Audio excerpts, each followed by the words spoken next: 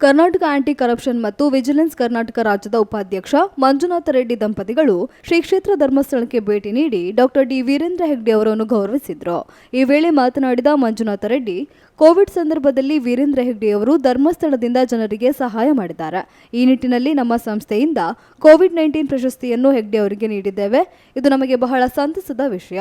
Covid ಸಮಯದಲ್ಲಿ ಭಾರತದಲ್ಲಿ ಬೇರೆ ಬೇರೆ ಕಡೆಗಳಲ್ಲಿ ಜನರಿಗೆ ಸಹಾಯ ಹಸ್ತ ಚಾಚಿದ ಸಂಸ್ಥೆಗಳನ್ನು ಗೌರವಿಸಿ ನಮ್ಮ ಸಂಸ್ಥೆಯಿಂದ ಪ್ರಶಸ್ತಿಗಳನ್ನು ನೀಡುತ್ತಾ ಬಂದಿದ್ದೇವೆ ಎಂದರು.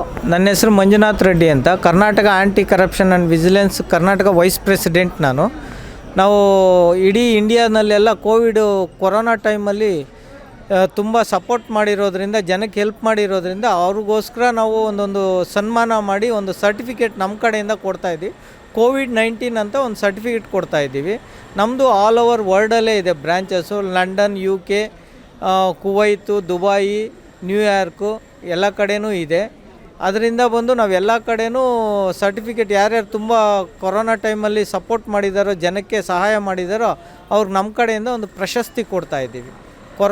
ಕೋವಿಡ್-19 ಅಂತ ಹೇಳ್ಬಿಟ್ಟು ಒಂದು ಪ್ರಶಸ್ತಿ ಪ್ರದಾನ ಮಾಡ್ತಾಯಿದ್ದೀವಿ ಸರ್.